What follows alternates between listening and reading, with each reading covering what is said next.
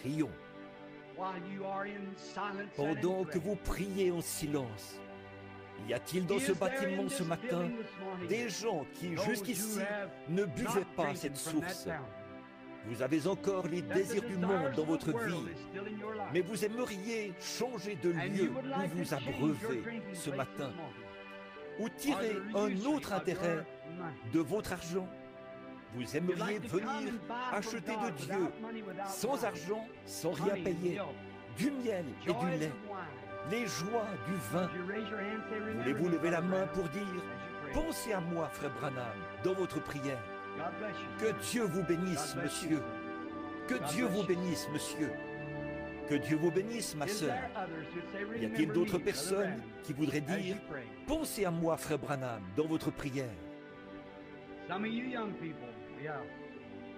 Certains d'entre vous, les jeunes, oui, vous qui avez gaspillé vos biens, les heures que votre mère et votre père ont passées en prière pour vous, tout ce qui vous a été enseigné, vous vous êtes détourné de cela pour écouter ce que vous chuchote le diable. Maintenant, vos désirs se portent vers la musique du monde, les choses du monde. Et vous êtes en train de revenir à vous-même, comme le fils prodigue dans la porcherie. Voulez-vous lever la main, ma sœur, mon frère, pour dire « Oh Dieu, souviens-toi de moi. Fais-moi revenir à moi-même ce matin.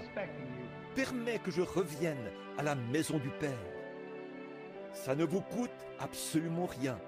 Il vous attend. Peu importe ce que vous avez fait. Si vos péchés sont comme le cramoisi, ils deviendront blancs comme la neige. S'ils sont rouges comme la pourpre, ils deviendront comme la laine. Ceux qui sont concernés dans la présence divine maintenant, voulez-vous lever la main? Que ceux qui sont malades et ont un besoin disent « Je suis tombé dans un fossé. Satan m'a fait du mal. Il m'a rendu impotent, m'a rendu malade ou quelque chose. » Ce matin, je désire que la chaîne de Dieu, la foi, descende dans mon cœur afin de me sortir de ce fossé, comme l'homme qui était à la porte appelé la belle. Levez la main. Que Dieu bénisse chacun de vous. Seigneur, à cette heure, je te présente ceux qui ont levé la main pour demander le pardon de leurs péchés. Tu es Dieu, le seul Dieu. Là où ils sont assis en ce moment, c'est là que tu leur as parlé. C'est là que tu les as convaincus qu'ils avaient tort.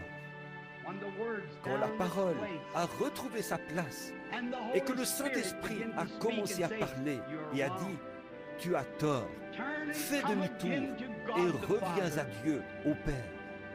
Ils ont alors levé la main pour montrer qu'ils veulent quitter cette porcherie terrestre, pour venir à la maison du Père, là où c'est l'abondance, là où ils n'auront rien à apporter.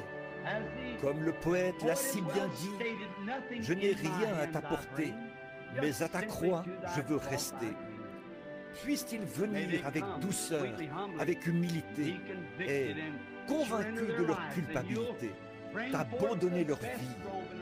Alors, tu apporteras la plus belle robe et leur mettras un anneau au doigt.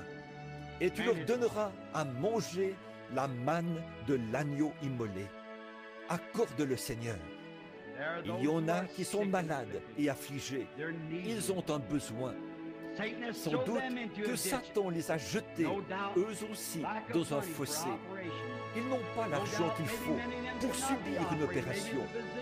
Sans doute que pour bon nombre d'entre eux, une opération n'est peut-être même pas possible.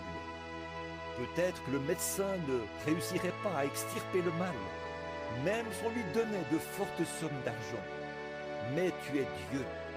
Alors, je prie qu'à cette heure même, sous l'onction du Saint-Esprit qui est présent en ce moment, tu guérisses chacun d'eux, qu'ils soient entièrement guéris de la tête aux pieds. S'ils n'ont pas la joie, s'ils ne peuvent plus se réjouir de leur salut, comme David l'a dit autrefois, rends-moi la joie de mon salut. Qu'ils reçoivent la joie et le bonheur, là où ils avaient la tristesse et la lassitude. car tu es un rocher dans une terre altérée. Tu es un refuge à l'heure de la tempête. Quand le diable projette sur eux chaque maladie et chaque missile, tu es un refuge à l'heure de la tempête. Ô Dieu, qu'il en soit ainsi aujourd'hui, car nous le demandons au nom de Jésus. Amen.